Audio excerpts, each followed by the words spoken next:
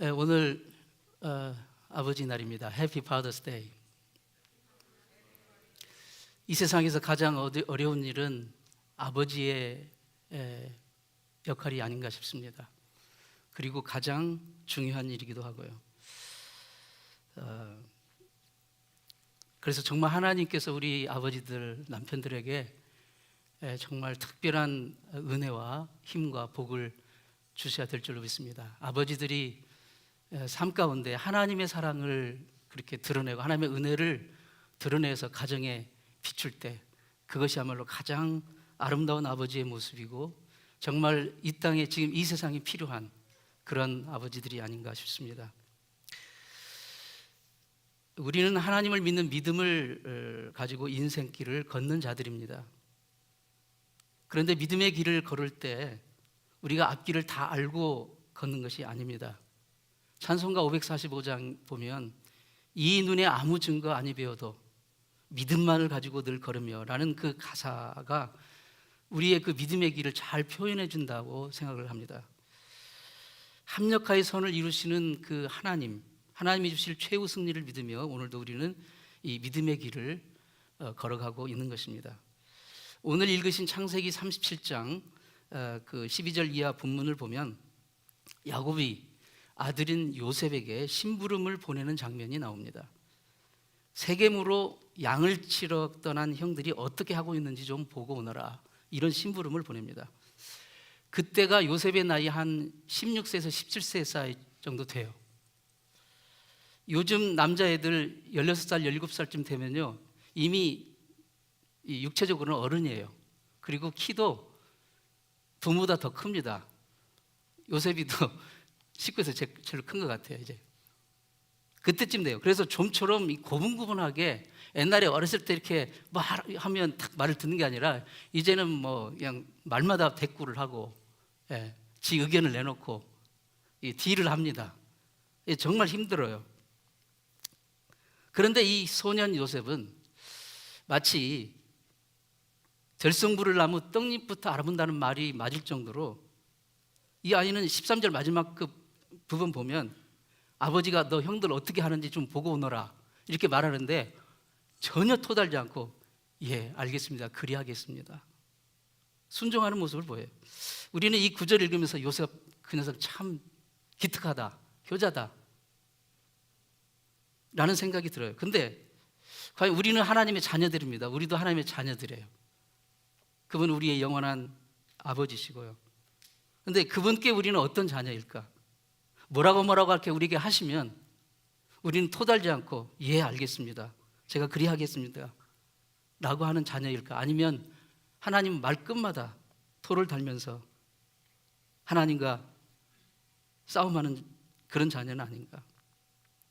지금 아버지 야곱이 요셉을 보내려는 이 세겜이라는 곳은요 굉장히 특별한 곳입니다. 야곱 가족에게는 안 좋은 추억이 있는 곳이에요.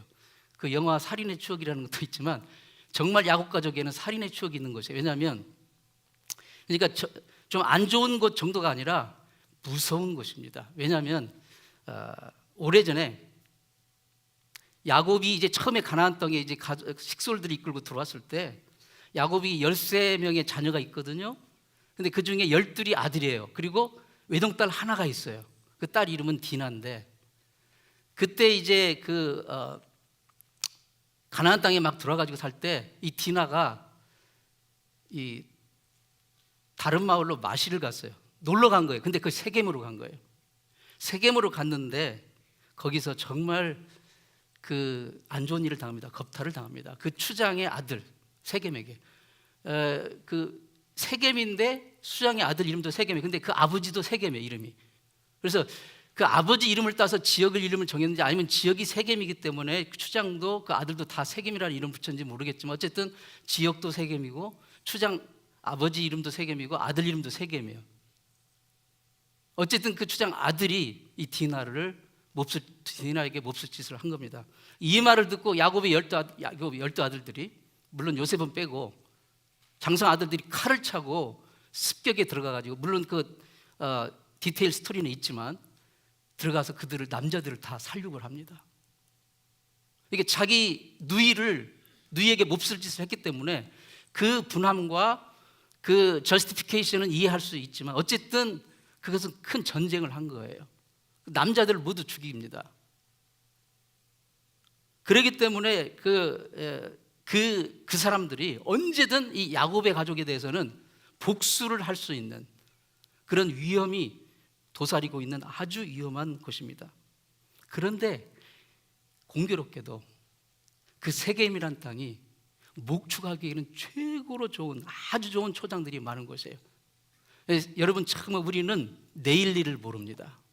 지금 당장 이렇게 하면 막 속이 시원할 것 같고 막 원수를 갚고 하면 되겠지만 야곱의 가족들이 그렇게 해서는 안 된 거예요.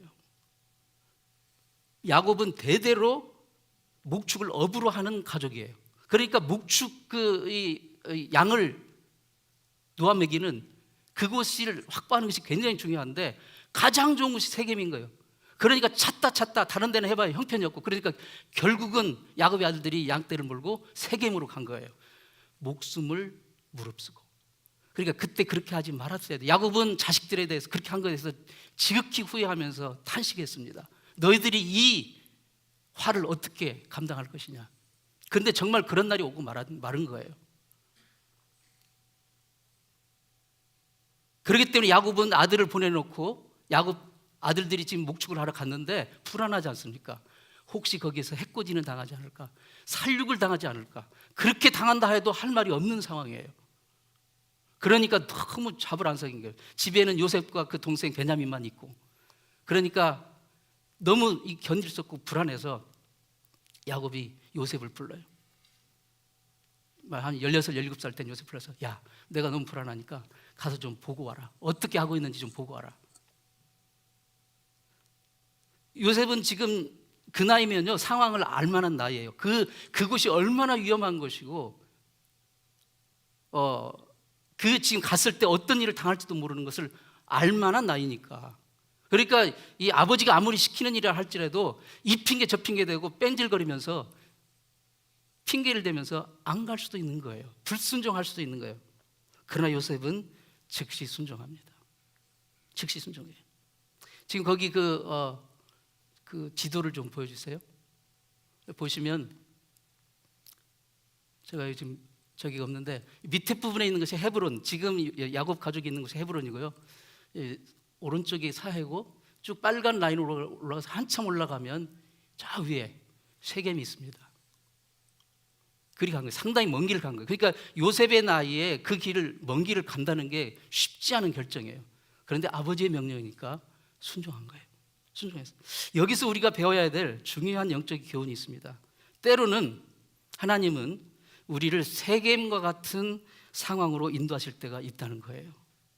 우리를 궁지로 몰아넣기 위해서가 아니라 세겜과 같은 상황에서도 순종할 수 있는 믿음의 사람으로 훈련시키기 위해서 세겜의 상황으로 우리를 인도하실 때도 있다는 것입니다.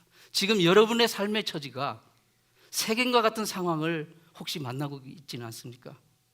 그런데 그런 상황에서도 하나님께 순종하고 계십니까? 아니면 이 핑계 저 핑계 대고 논리를 들먹이며 회피하고 있지는 않습니까? 요셉은 그 상황에서도 절대 쉽지 않은 순종을 했습니다. 요셉이 성경에서 위대한 인물입니다. 하나님의 구속사의 한 축을 담당하는 위대한 하나님의 일을 감당한 하나님의 일꾼인데, 그런 위대한 요셉이 그냥 저절로 된 게 아닙니다. 이러한 크고 작은 순종들이 쌓이고 모여서 위대한 요셉이 된 거예요. 자, 우여곡절 끝에 요셉이 세겜에 올라갔어요. 세겜에 한참을 가서, 그런데 가보니까요, 형들이 없는 거예요. 어려운 걸음으로 갔는데 형들이 없어요. 물어보니까 이미 형들이 거기서 1차 목축을 끝내고 도단으로 더 북쪽으로 올라간 거예요. 지금 보시면 그 도단이라고 저 나옵니다. 좀 더 북쪽에 도단으로 올라갔다는 얘기를 들었어요. 거기서 요셉이 내가 이 정도 순종했으면 됐지 하고 집으로 돌아올 수 있었는데, 요셉은 참 대단해요. 끝까지 수소문 하고 물어물어서 도단을 간 거예요. 가서 마침내 목축하고 있는 형들을 찾게 됩니다. 정말 얼마나 하나님 아버지 말씀에 온전히 순종하는 모습입니다. 그런데 요셉은 거기서 뜻밖의 사건을 만납니다.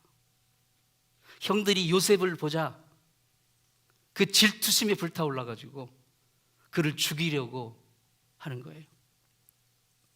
아시죠? 요셉은 꿈의 사람이었어요. 어렸을 때부터 하나님이 꿈을 주셨는데 그 꿈에 의하면 모든 사람이 자기에게 절하는 그런 기가 막힌 그 꿈 얘기를 하니까 형들이, 그렇지 않아도 아버지가 야곱이 그 요셉을 유난히 티나게 그 편애를 하는데 꿈 얘기까지 하니까 완전히 이거 형들은 저 녀석 진짜 좀 미워 죽겠는 거예요.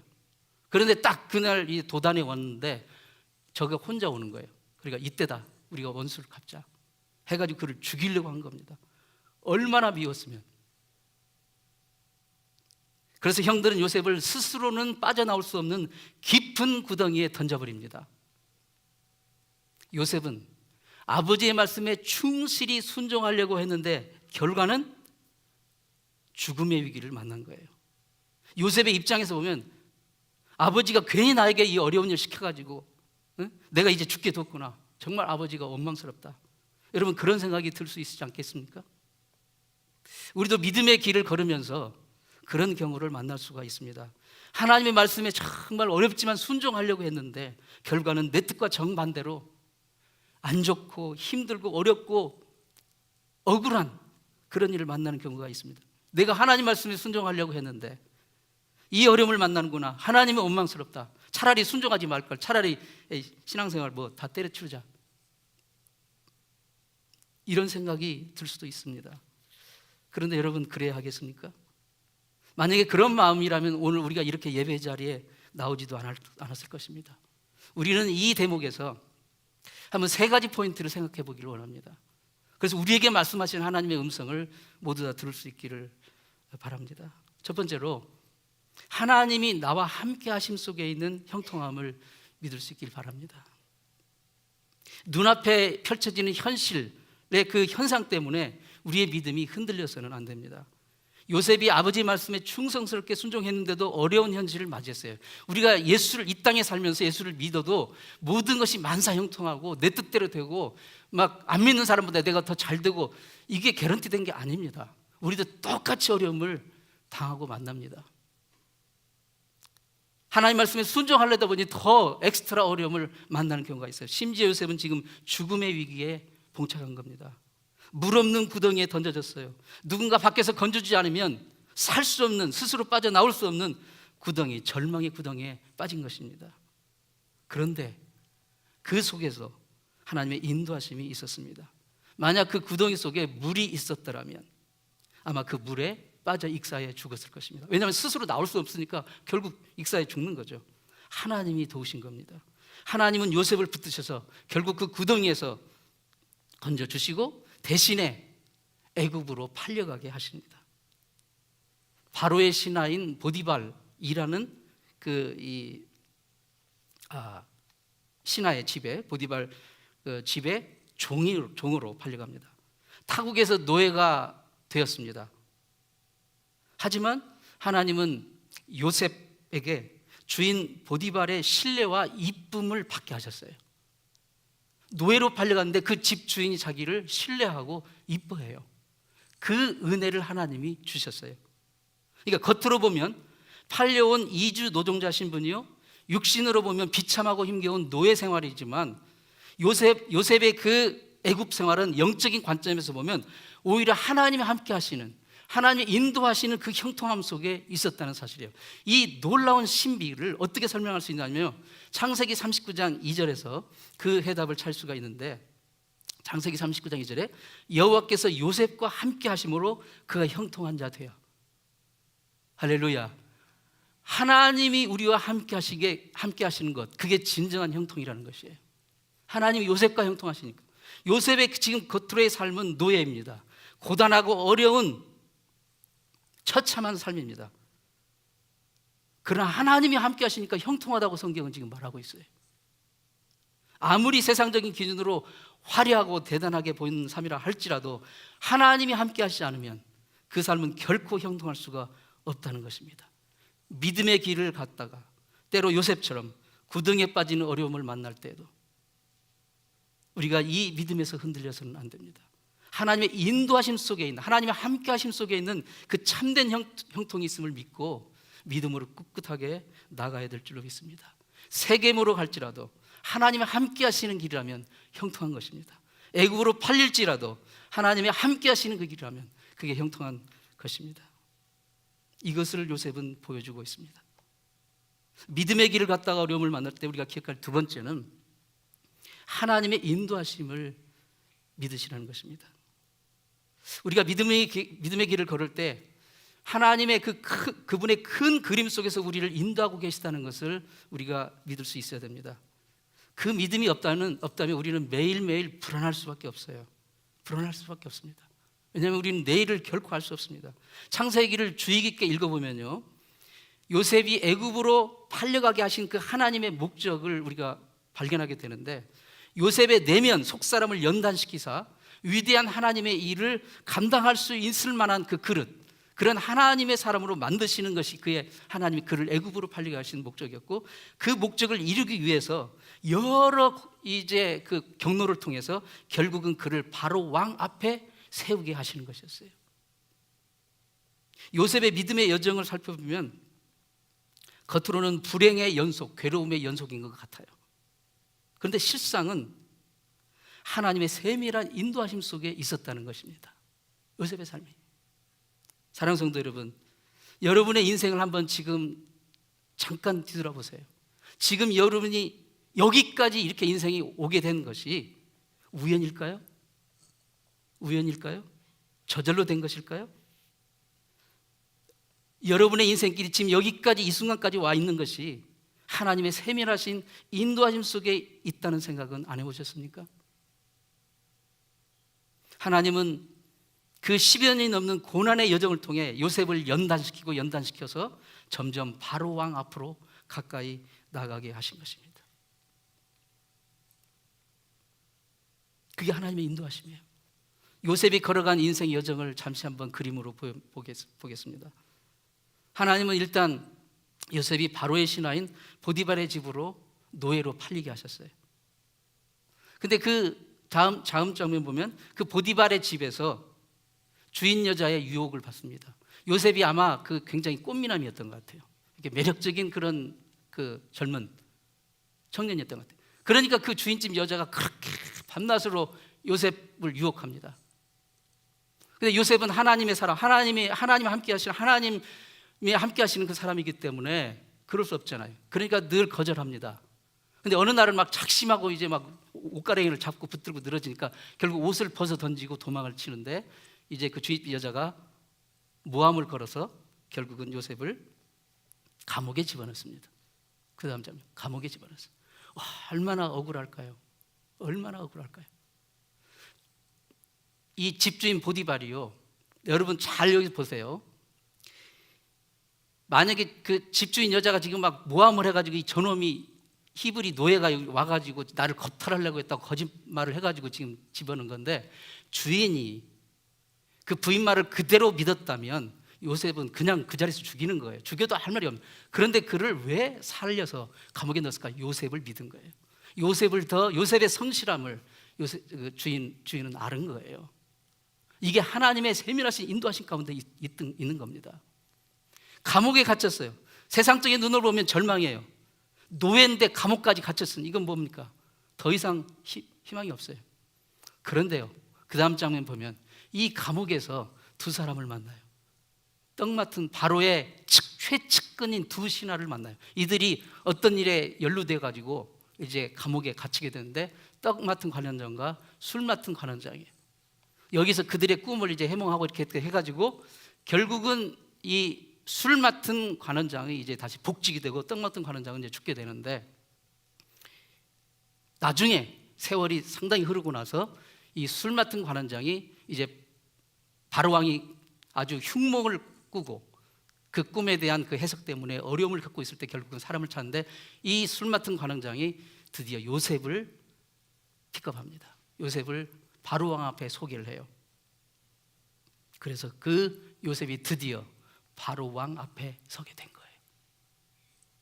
이 모든 파노라마 같이 전개되는 이 모든 과정들이, 삶의 여정들이 하나님의 세밀하신 인도하신 가운데 있었는데, 그 발걸음마다 요셉의 순종을 요구했던 거예요. 요셉의 순종을 요구했던 거예요.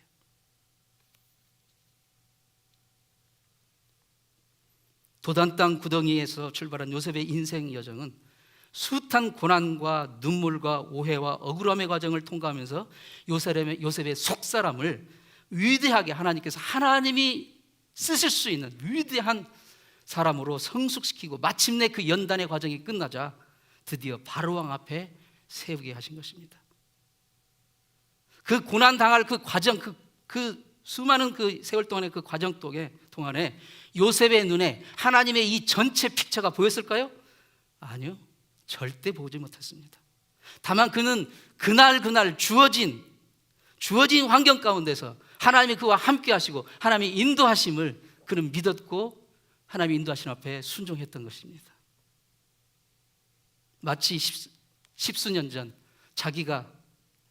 자기 인생 앞에 어떤 일이 펼쳐질지 모르는 채 아버지 말씀에 순종해서 예 알겠습니다 가겠습니다 하고 세겜으로 떠났던 그날처럼 말입니다. 우리도 마찬가지입니다. 저와 여러분 어떤 누구도 내일, 아니 오늘 저녁에 무슨 일을 있을지 우리는 아무도 모릅니다. 그러나 우리는 믿음의 길을 걷고 있습니다. 우리의 인생 여정 전부를 우리는 다 볼 수 없어요. 하나님이 안 보여주십니다. 그걸 다 미리 볼 수 있다면 믿음이 왜 필요합니까? 이미 다 알고 있는데 믿음이 왜 필요해요? 안 보이니까 믿음이 필요한 거예요. 하나님이 우리에게 인생의 앞길을 다 안 보여주시는 게 인생의 신비입니다. 그리고 우리를 하나님을 믿고 신뢰하게 하셔요. 요셉에게도 안 보여주셨고 아브라함에게도 안 보여주셨어요. 그리고 믿음의 선진들에게도 안 보여주셨어요. 요셉에게 만약에 보여줬더라면 그날 아버지 말씀에 순종해서 세겜에 갔겠어요? 지금 거기 가면 죽을 구덩이에 빠지는 게 보였다면 가겠습니까? 못 가죠. 누구라도 못 갑니다. 안 보여주시는 것이 하나님의 신비입니다. 그러니까 우리에게 믿음이 필요한 거예요.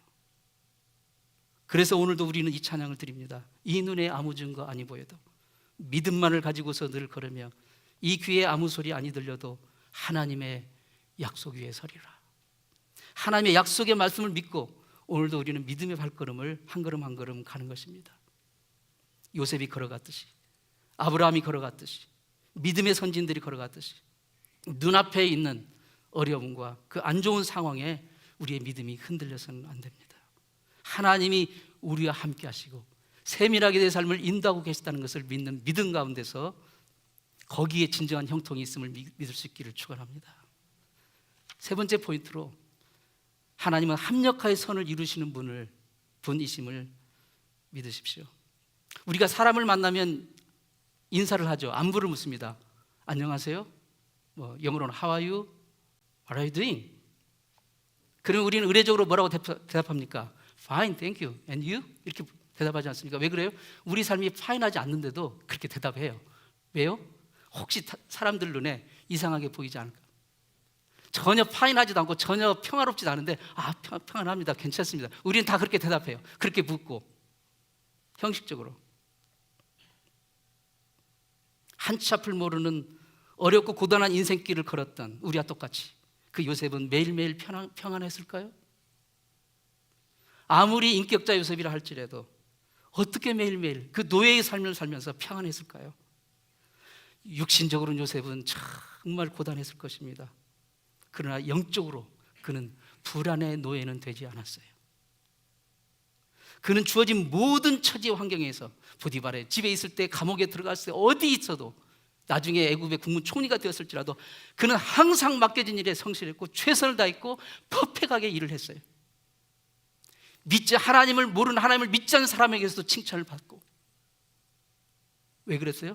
불안이 그의 삶을 지배했다면 절대 그러한 성실한 삶이 나올 수가 없습니다. 하나님이 그와 함께 하신다는 그 믿음, 하나님이 인도하신다는 그 믿음 가운데 있었기 때문에 그는 그렇게 성실하게 하고 그 평안을 누릴 수 있었던 것입니다. 진실로 예수를 믿는 신앙생활의 정말 귀한 혜택은 우리 주님이 주시는 평안함을 유지할 수 있다는 것입니다. 요셉은 그 로마서 8장 28절 말씀에 나오는 하나님을 사랑하는 자, 그 뜻대로 부르심을 입은 자들에게는 모든 것이 합력하여 선을 이루느니라. 물론 로마서는 나중에 기록되었지만 이 말씀, 이 로마서 이 구절의 말씀은 사실은 신구약 전체를 관통하는 하나님 우리 삶을 다루시고 인도하시는 그 메시지입니다. 아마 이 메시지를 요셉도 받았을 것이라고 저는 믿습니다. 이것을 믿는 믿음을 가지고 그 하나님을 사랑하는 자, 그 뜻대로 부르심을 입은 자에게는 모든 것이 합력하여 선을 이루는, 여기서 모든 것은 순탄한 순간도 포함되지만 역경의 순간도 포함되는 것을 알아야 돼요. 역경의 순간도 하나님 우리의 인생을 여러 가지 방법으로 인도하시는데 그 하나님의 인도하심 안에서는 심지어 그 역경의 순간조차도 그분 손 안에서는 합력하여 선을 이루실 재료가 될 수 있다는 것을 믿을 수 있기를 축원합니다. 미국의 한 목사님에게 과수원하는 믿음 좋은 친구가 있었어요. 근데 이 친구가 사과 과수원을 했는데 높은 산 속에 사과 과수원을 했어요. 근데 그래서 이제 거기서 사과를 따서 이제 시장에 내다 파는 일을 이제 했는데 어느 해인가 아주 사과가 거의 다 익을 무렵인데 그 우박이 강탈을 했어요. 그 우박을 맞은 사과들은 전부 막 검은 반점들이 생겼어요. 물론 속은 다 멀쩡하고 한데, 근데 검은 반점이 생겼으니 상품 가치는 없지 않습니까? 그리고 얼마나 이게 지금 낙담이 돼요. 그렇죠? 그의 한 해 농사를 완전히 망치게 생겼잖아요. 그래서 그러나 그분은 믿음의 사람이었기 때문에 하나님께 기도하면서 지혜를 구했어요. 하나님, 내가 지금 완전히 이게 다 망치게 되었는데 어떻게 하면 좋겠습니까? 지혜를 구했어요. 기도를 하고 좋은 박스에다가 포장을 잘 하고 그 다음에 겉에다가 이런 특별 광고 문구를 붙였어요. 이 사과는 고산지에서만 나는 아주 맛있는 청정사과입니다. 이 농약도 쓰지 않고 그러나 고산지에서는 종종 우박이 내려서 사과 표면에 반점이 생길 때가 있습니다. 그러므로 반점이 없는 사과는 고산지에 생긴 청정사과가 아닙니다. 이렇게 붙였어요. 그러니까 이 소비자들이 반점 있는 사과만 이 사과를 더 찾아가지고 날개 돋든지 다 팔았다는 거예요.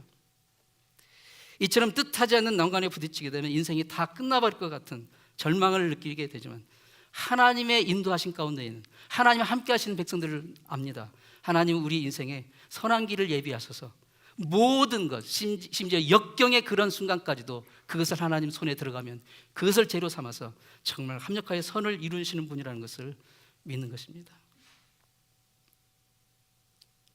1세기경에 만들어진 초대교회 그 문서들이 나중에 이제 고고학자들에 의해서 많이 발견이 되었는데 그 1세기 문서들을 이렇게 발견해가지고 그걸 이제 연구한 학자들이 흥미로운 사실 하나를 발견을 했어요.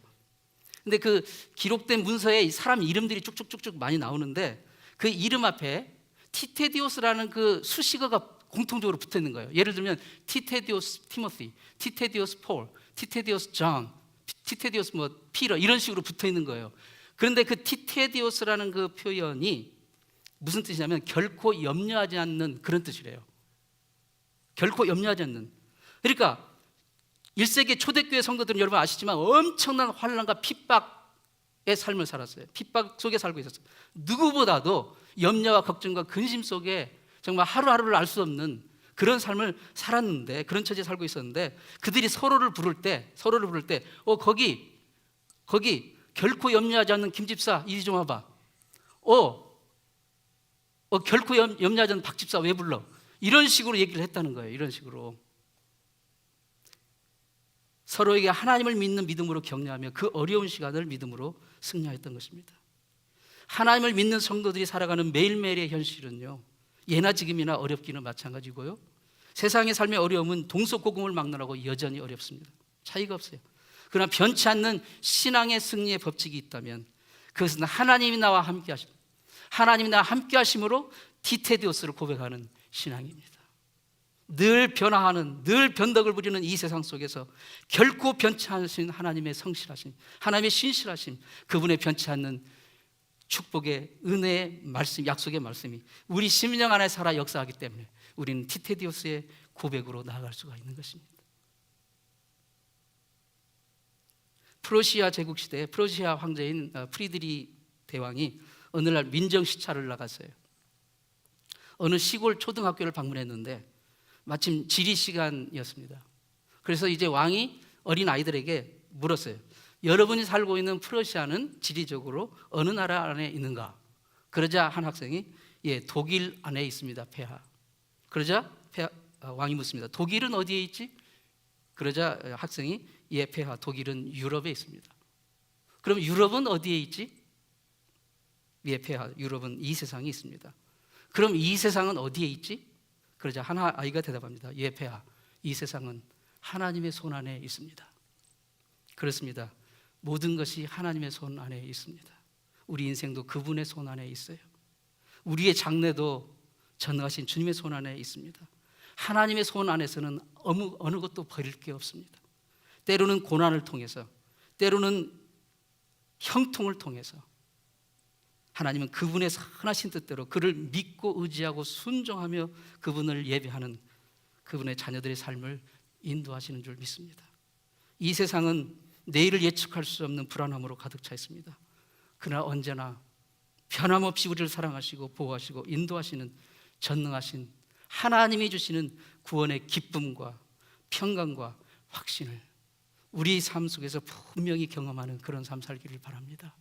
그래서 우리 주변의 사람들이 우리가 이게 보여주는 진정한 기쁨과 평안과 확신을 보면서 그들도 예수를 알고 싶어하고 그들도 우리를 통해서 예수님을 믿고 싶어하는, 예수님 앞으로 그들을 인도하는 그런 복된 삶을 살기를 축원합니다. 기도하겠습니다. 하나님 아버지, 우리의 삶의 현실은 세겜처럼 여러 가지 위험이 도사리고 있습니다. 도단성의 구덩이처럼 깊고 막막합니다. 보디발 집에서 노예 생활에 끝없는 고난에 힘겹습니다. 감옥의 억울함이 있습니다. 그러나 주님이 우리와 함께 하신다는 이 믿음을 결코 잃지 않게 해주옵소서. 주님과 함께함 속에 있는 진정한 형통을 믿게 하여 주옵소서. 주님의 인도하심을 믿고 모든 것을 가지고 합력하여 선을 이루시는 하나님의 긍휼을 찬양하는 우리가 되게 도와주시옵소서. 예수님의 이름으로 기도합니다. 아멘.